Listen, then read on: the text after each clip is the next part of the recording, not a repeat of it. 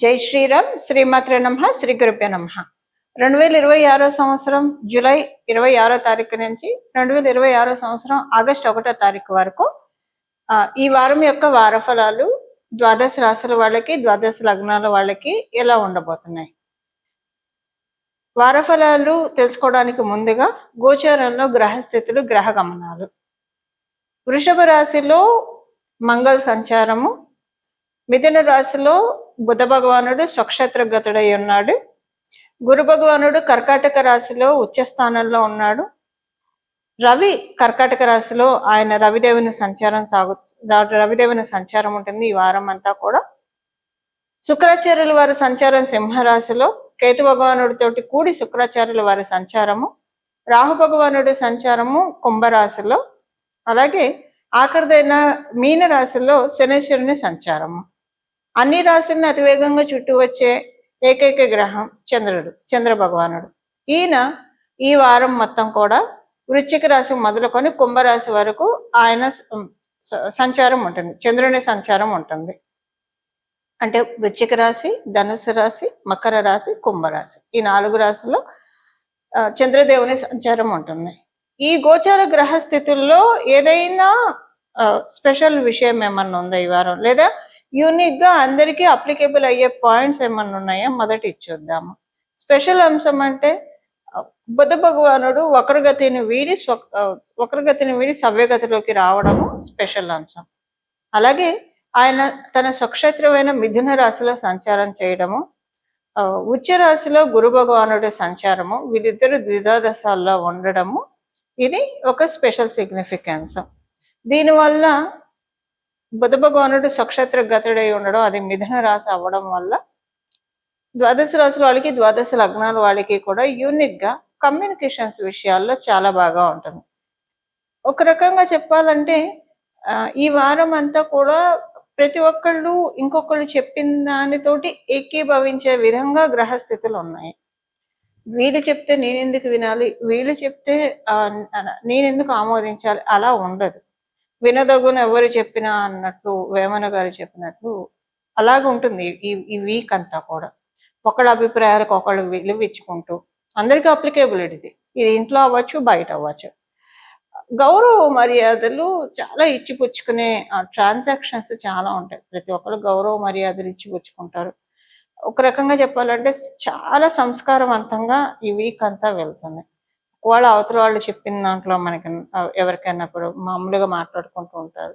ఏదైనా అవతల వాళ్ళు చెప్పిన దాంట్లో నచ్చకపోతే వెంటనే విభేదించకుండా చాలా స్మూత్గా ఇది నాకు ఇష్టం లేదు, ఇది నేను చేయను అని చెప్పగలుగుతారు. ఆ విధంగా గోచరంలో ఉన్న గ్రహస్థితులు ద్వాదశ రాశుల వాళ్ళకి, ద్వాదశ లగ్నాల వాళ్ళకి కూడా హెల్ప్ చేస్తూ ఉంది.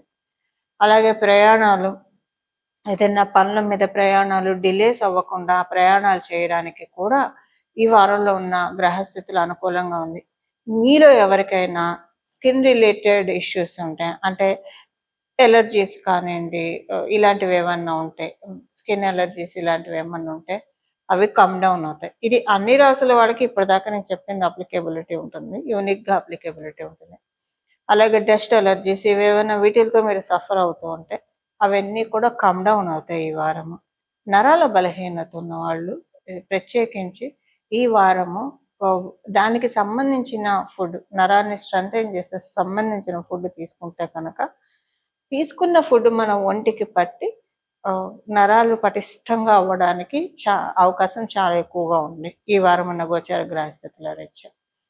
సో నరాలు పటిష్టంగా అయ్యే ఫుడ్ ఒకటి తీసుకోవడానికి అందరూ ప్రయత్నిస్తే కనుక ఇలాంటి ప్రాబ్లమ్స్ ఏమైనా ఉంటే సెట్ అవుతుంది. అలాగే కొంతమంది స్పీచ్ రిలేటెడ్ ఇష్యూస్ ఎదుర్కొంటూ ఉంటారు, వాళ్ళకి అది సెట్ అవుతుంది. ఈ వారము ఎవరైనా సంగీతం నేర్చుకోవాలన్న ఆసక్తి ఉన్న వాళ్ళు, మనకి సామవేదము మొత్తం కూడా సంగీతమే. సో సంగీతముని అభ్యసించాలి అన్న ఉత్సుకత ఉన్న వాళ్ళకి ఈ వారం చాలా బాగా ఉంటుంది. మంచి గురువు దొరుకుతారు. ఆ గురువు యొక్క అది ఆడ కావచ్చు, మగ కావచ్చు, పర్ఫెక్ట్గా చెప్తారు. అసలు ఇలాంటి వాళ్ళ దగ్గర అభ్యసిస్తే మనం షార్ప్ అవుతాం, షైన్ అవుతాము. ఎందుకంటే అందరికీ రెస్పెక్ట్ ఉంటుంది గురువులకి. వాళ్ళు చెప్పే సబ్జెక్టు మీద బట్ కొంతమంది ఉంటారు, వీళ్ళని మించి ఉంటారు. ఒక తపస్సులాగా చేస్తారు. రెస్పెక్ట్, నాట్ ఓన్లీ రెస్పెక్ట్, ఒక తపస్సులాగా చేస్తారు. వాళ్ళు ఏదైతే ప్రొఫెషన్ ఎంచుకుంటారో అదే ఎస్పెషల్లీ గురుస్థానాల్లో ఉన్నవాళ్ళు, ఇది సంగీతం కావచ్చు, జ్యోతిష్యం కావచ్చు, లేదా ధర్మ ప్రచారం కావచ్చు, వాళ్ళు ఒక రెస్పెక్ట్ కంటే ఎక్కువ ఒక తపస్సులాగా చేస్తారు. అలాంటి వాళ్ళు మీకు దొరుకుతారు. ఎవరైనా సంగీతం నేర్చుకోవాలి అనంటే, సంగీతము, నాట్యము, లేదా వీణా వాయిద్యము, ఇలాంటివి ఏవైనా మనకి సంబ వీటికి సంబంధించి లలిత కళలకి సంబంధించిన ఏదైనా నేర్చుకోవాలని అనుకుంటే ఈ వారం అత్యద్భుతంగా ఉంటుంది. మీరు జర్నీ చాలా బాగా సాగుతుంది. అలానే ఇప్పుడు కొంతమంది చూసే ఛాన్స్ ఉంది. అలా నేర్చుకోవాలనుకున్న వాళ్ళు దీనికి వెంటనే రిలేట్ అవుతారు ఈ పాయింట్కి. వెంటనే ఆల్రెడీ అభ్యసిస్తున్న వాళ్ళకి ఈ ఈ ఈ చాలా బాగుంది. ఆ ప్రొఫెషన్స్లో ఉన్న వాళ్ళకి, ఇప్పుడు నేను చెప్పిన లలిత కళల ప్రొఫెషన్లో ఉన్న వాళ్ళకి కూడా యూనిక్గా మీరు ఏ రాశి అన్న అవ్వనండి, ఏ లగ్నం అన్నా అవ్వనండి, మీకు చాలా బాగా ఉంది ఈ వారము. ఇప్పుడు మనం విడివిడిగా ఏ రాశుల వాళ్ళకి, ఎలాంటి 12 రాశుల వాళ్ళకి ఎలాంటి ఫలితాలు ఉంటాయన్నది మనం ఇప్పుడు ఒక్కొక్కటిగా మాట్లాడుకుందాం. వృశ్చిక రాశి, వృశ్చిక లగ్నంలో పుట్టిన వాళ్ళకి ఈ వారము మీ అందరికీ కూడా అనుకూలంగానే ఉంది. కాకపోతే అనుకూలంగా ఉన్న కొంచెము మెయిన్ ఏంటంటే అందరికీ ఈ వారము ప్రశాంతత ఉంటుంది. మీకు అందరినీ మించిన ప్రశాంతత ఉంటుంది. అయితే మీ జన్మ జాతకంలో కనుక ఇప్పుడు కనుక అంటే ప్రస్తుతం మీది వృశ్చిక రాశి అనుకోండి, లేదా వృశ్చిక లగ్నం అయినా, మీకు గనక శనేశ్వరుడి దశ జరుగుతూ ఉన్నా, లేదా శనేశ్వరుడి అంతర్దశ జరుగుతూ ఉంటే కనుక అస్సలు మనశ్శాంతిగా అనిపించదు. రివర్స్లో ఉంటుంది. అంతా ఘర్షణ ఉంటుంది. అంటే ఎంత ఆరాట పోరాటాలు ఉంటాయంటే మీరు బేర్ చేయలేకపోతున్నారు దీన్ని అని అనుకుంటారు. అది అందరికీ వర్తించదు. వృశ్చిక రాశిలో వృశ్చిక లగ్నంలో పుట్టిన ప్రతి ఒక్కళ్ళకి ఈ పాయింట్ వర్తించదు. కేవలంగా మీరు వృశ్చిక రాశిలో పుట్టి మీకు కనుక శనేశ్వరుడి దశ జరుగుతున్నా, శనేశ్వరుడి అంతర్దశ జరుగుతూ ఉంటే మాత్రమే ఈ పాయింట్ అప్లికేబిలిటీ ఉంటుంది. అస్సలు ప్రశాంతత ఉండదు, కంటి నిండా నిద్ర ఉండదు, ఇలా ఉంటుంది. బట్ రిమైనింగ్ కానీ మీకైనా ఈ ఒక్క వారమే, తర్వాత ఇది అప్లికేబిలిటీ ఉండదు. ఆల్రెడీ మీరు లాస్ట్ వీక్స్ కూడా ఇలానే చూసి ఉండొచ్చు. ఎందుకంటే గత 3 వారాలుగా ఇది కంటిన్యూ అవుతుంది. ఈ వారం కంటిన్యూ అవుతుంది. నెక్స్ట్ వారం అప్పుడు మాట్లాడుకుందాం మనం. ఇది ఉంటుంది. సెకండ్ థింగ్ ఏంటంటే, ఇది మీరు శనేశ్వరుడి దశ, శనేశ్వరుడి అంతర్దశ జరుగుతుంటేనే, మిగతా వాళ్ళకి ఈ పాయింట్ అప్లికేబిలిటీ ఉండదు. మరి మిగతా వాళ్ళకి ఏంటి, చాలా ప్రశాంతంగా ఉంటుంది. మనసు హాయిగా రిలాక్స్డ్గా ఉంటుంది. నింపాదిగా ప్రశాంతంగా మీ పనులన్నీ మీరు చేసుకుంటారు. ఎక్కడ ఏ పని పెండింగ్ పెట్టరు, మీరు పెండింగ్ పెట్టరు, మీ పనులు కూడా పెండింగ్లోకి వెళ్ళవు. ఇప్పుడు ఒక్కొక్కసారి మన చేతుల్లోనే ఉంటే మనం ఒక్కడమే చేసుకునే పని అయితే మనం చేసేసుకుంటాం, ఏది పెండింగ్ పెట్టాం. మనం చేసే పని ఇంకొకళ్ళతోటి కనెక్ట్ అయ్యింది, రిలేట్ అయ్యిందంటే అప్పుడు పెండింగ్ అవుతాయి. ఒకవేళ మీరు చేసే పనులు అవతల వాళ్ళతో కనెక్ట్ అయి ఉన్నా సరే, ఈ వారము వాటిలోంచి మీకు అంటే పెండింగ్ అనేది ఉండదు. మీరు చేసుకున్న, ఇంకొకళ్ళతో కలిసి చేసిన పెండింగ్ లేకుండా పనులన్నీ అవుతాయి. ఇలా మిమ్మల్ని గోచారంలో ఉన్న గ్రహ దేవతలు దీవిస్తూ ఉన్నాయి. ఈ వారము మీకు ఒక స్పెషల్ టిప్ ఏంటంటే, గ్రామ దేవతల దర్శనం చేసుకుంటే మంచిది, చాలా మంచి ఫలితాలు వస్తాయి.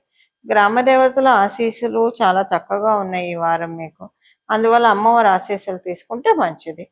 అలాగే మీకు విద్యార్థినులకి అందరికీ మంచి సమయము.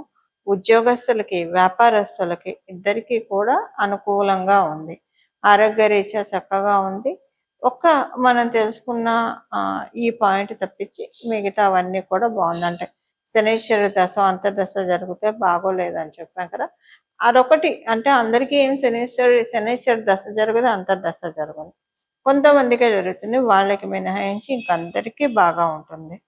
ఇవి వారం యొక్క గోచర గ్రహస్థితుల ఫలితాలు వృశ్చిక రాశి వృశ్చిక లగ్నంలో పుట్టిన వాళ్ళకి.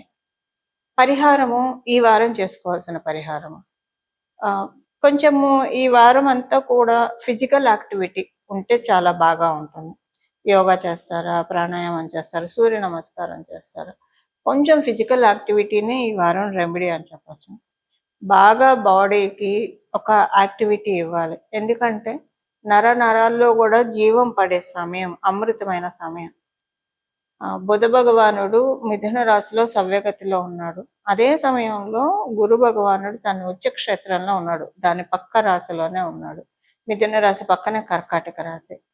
ప్రతి ఒక్కళ్ళు ఆరోగ్యం మీద దృష్టి పెట్టి ఆరోగ్యము బాగా సుస్థిరపరచుకోవడానికి, దృఢంగా చేసుకోవడానికి నేచర్ మనకు అందిస్తున్న సదావకాశం.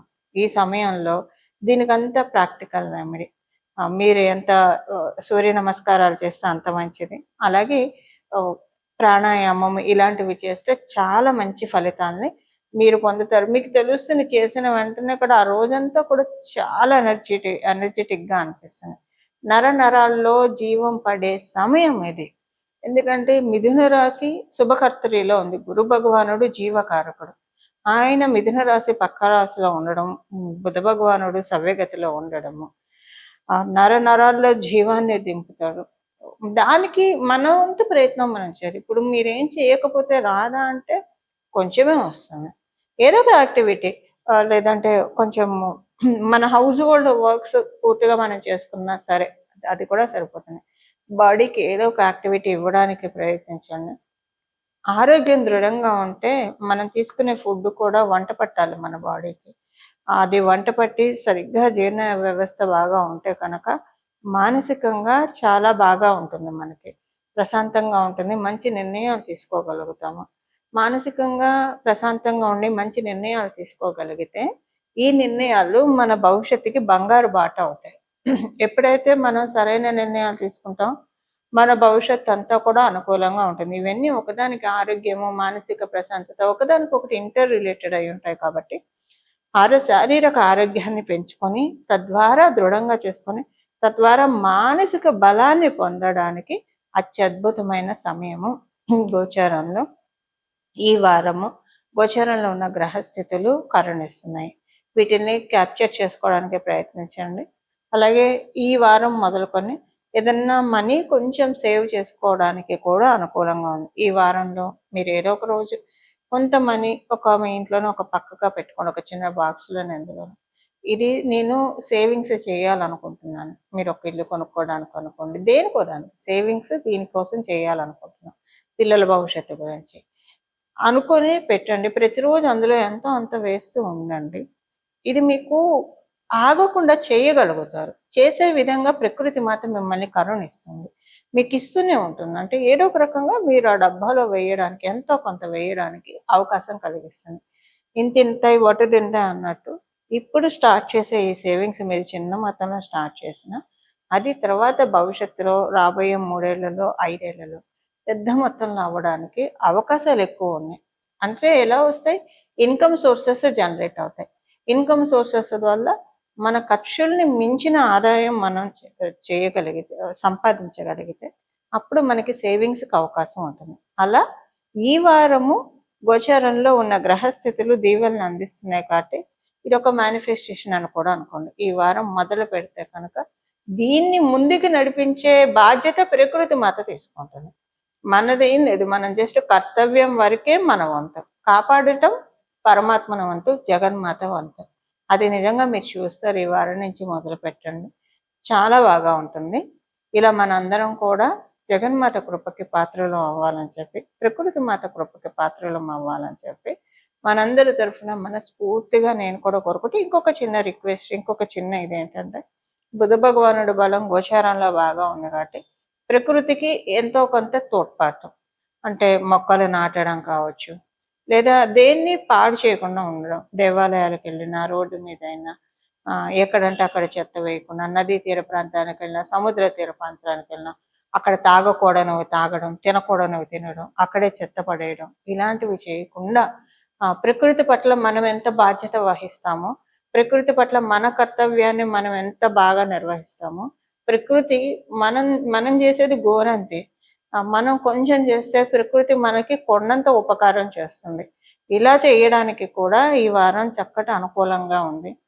ఇలాగ మీ ఇంట్లో ఒక కుండీలో అయినా సరే ఒక మొక్క పెట్టుకోండి. ఏదో ఒకటి మీకు కుదిరితే చక్కగా బయట ప్రదేశాలు కుదిరితే ఒక మొక్క నాటడానికి ప్రయత్నించండి. అత్యద్భుతమైన ఒక మొక్క నాటితే ఆక్సిజన్ వస్తుంది అనుకుంటూ ఉంటాం కదా, జీవితంలో ఊపిరాడని పరిస్థితులు వస్తాయని చాలా మంది చెప్తే వింటూ ఉంటాం కదా. అలా మనం ఒక మొక్క నాటడం వల్ల మనకి జీవితంలో ఎప్పుడు ఊపిరాడని పరిస్థితి అంటే ఏంటి మనకు అర్థం కాదు, తెలియకుండా ప్రకృతి మాత మనల్ని కాపాడుతుంది. ఇలా మనందరం కూడా ప్రకృతి మాత యొక్క అవ్యాజ కరుణకి పాత్రలు అవ్వాలని, ప్రకృతి మాత యొక్క సంపూర్ణ కృపా కటాక్షాలకి మనమందరం కూడా పాత్రలం కావాలని చెప్పి జగన్మాత శరణాలని శిరస్సు ఉంచి నమస్కరిస్తూ మంగళం. నమో భగవతే వాసుదేవాయ.